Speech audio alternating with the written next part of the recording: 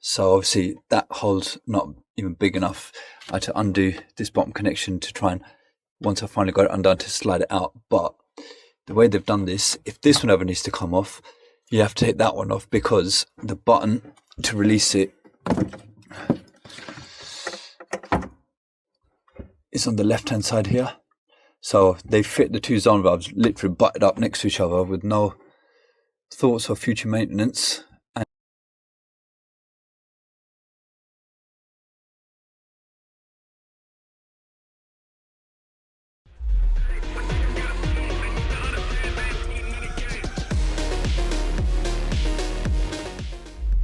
How are you doing, everyone? Welcome back to today's video. Back from Disneyland yesterday. What was it? Today's Sunday. Yeah, got back yesterday. Did a quick edit of this video whilst I was on the Eurostar back. Had a great time at Disneyland. Aaron had a fantastic time. Spent a lot of money. Got wet on the last day. We were blessed. The first 2 days, weather was absolutely blinding, 20 degrees. So yeah, great first 2 days. Last day was a bit of a washout, but it is what it is. So in this week's video, I have got basically 3 different jobs, 3 different breakdowns. No power flushing, so don't worry, you will enjoy this one, and hopefully you'll find it interesting and you learn something from it. Now, I'm gonna touch on something, but I'm gonna leave it to the end of the video. It's to do with a little bit to do with sort of fitness and diet and stuff like that. So if you're interested in that, then watch till the end.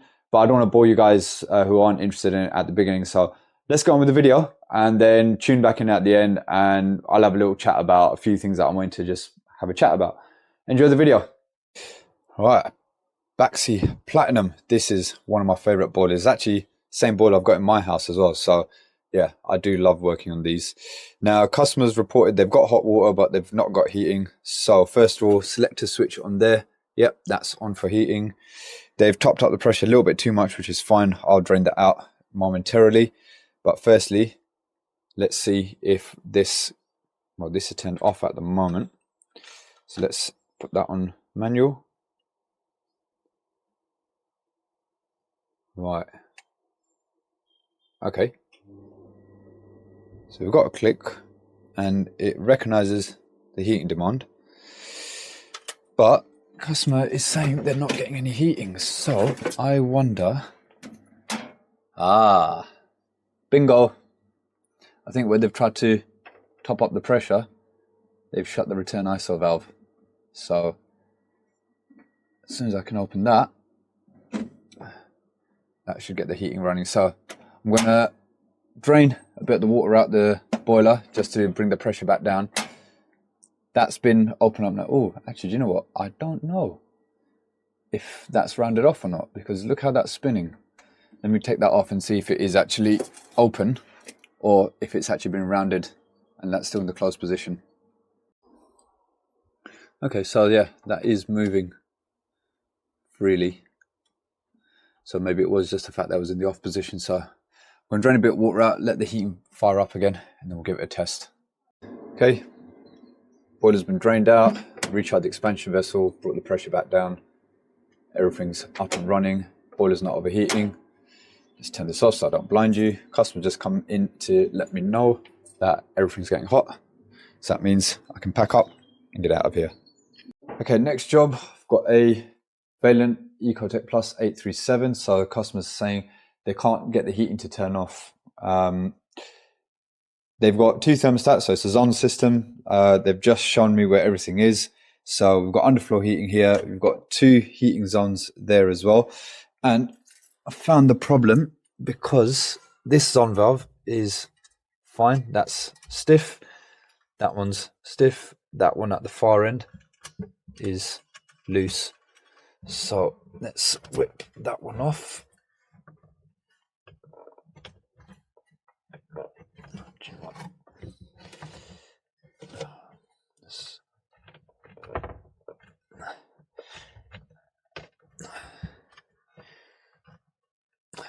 Let me whip it off.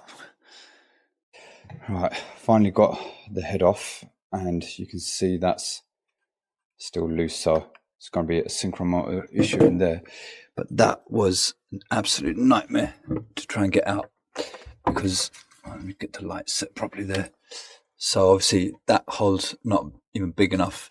I had to undo this bottom connection to try and, once I finally got it undone, to slide it out. But the way they've done this, if this one ever needs to come off, you have to take that one off, because the button to release it is on the left hand side here. So they fit the two zone valves literally butted up next to each other with no thoughts of future maintenance. And not only that, to undo it, it's not just a button on the side, you've got this as well. So that's obviously wound in to stop this from detaching. So I had to try and wind that out without enough so that it doesn't do that. So then I can depress the button to push it out. But if you imagine, let me put that back in so I don't lose it. So if you imagine that was facing the other way, so I had to try and get my little grips there around the back to try and loosen that so I could then depress the button. But yeah, I've got it off now. I'm probably gonna get my multi-tool out and just cut a little bit more of a section out there so it's easy for me when I put it back in and for future maintenance as well. But yeah, that was not fun. Right, so new synchro motors in. There's the old one, just chopped it off. So now with the new one, you can see already, if I motor that over, that now springs back on its own. So before I pop it back onto the valve body itself, I'm going to just plug it in, turn it on, and then make sure that it's not motoring over by itself. Or I'm going to turn it on, let it motor over, turn it off, let it motor back down before I fit it back onto the body. Right, boiler is back on. I've plugged that in. That's for the downstairs one, so you can see that's off at the moment. I'm going to pop that on its side. I'm going to leave the camera here, and then I'm going to go and turn on the downstairs room stat, and we'll see if that motor's open.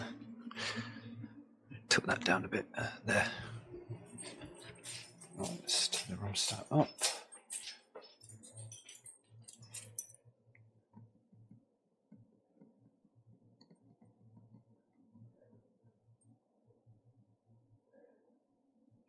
Click. Right, that's clicked there.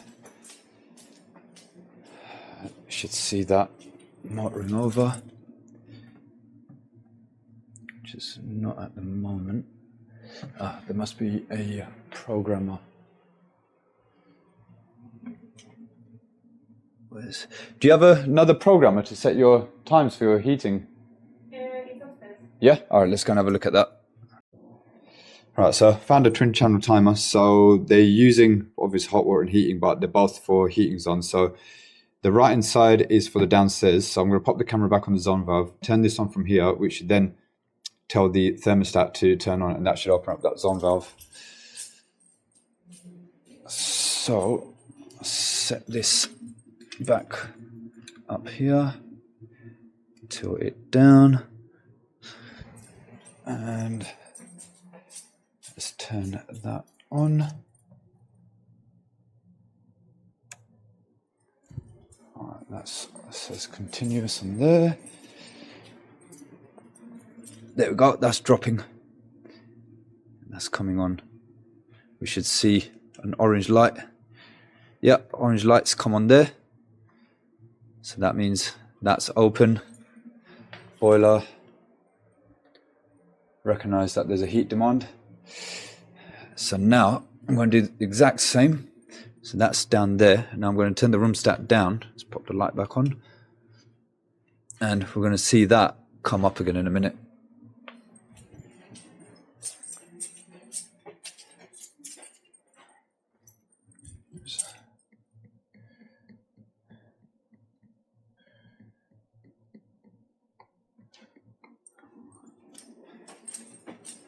Right, room stat's been turned down. I want to see that flip back up. There we go. Bingo. Synchro motor changed. Job done. Everything's working. Right, so I started this boiler service and I thought it's just going to be a standard service. Not anything worth recording. However, it's turned into a bit more of an interesting job.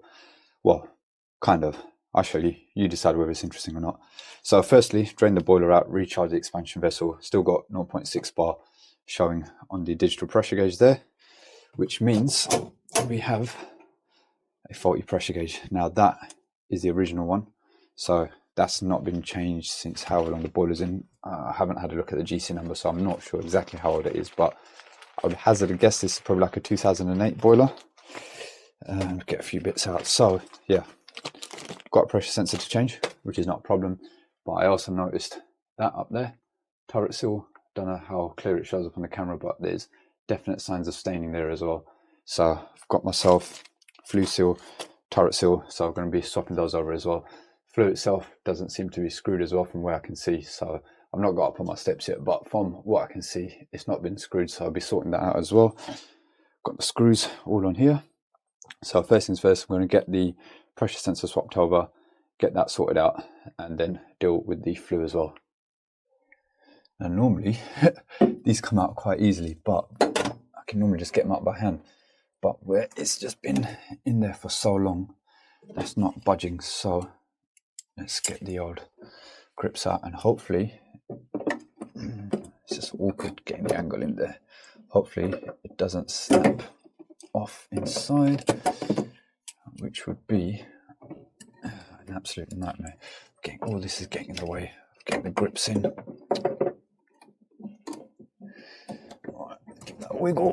Come on, wiggle, wiggle, wiggle. There she comes. Oh, no, I thought I had it there.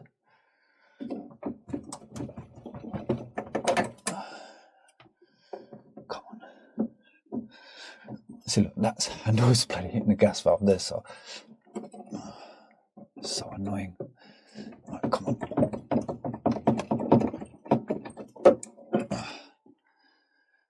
I've actually never struggled this much just to get a bloody pressure sensor out.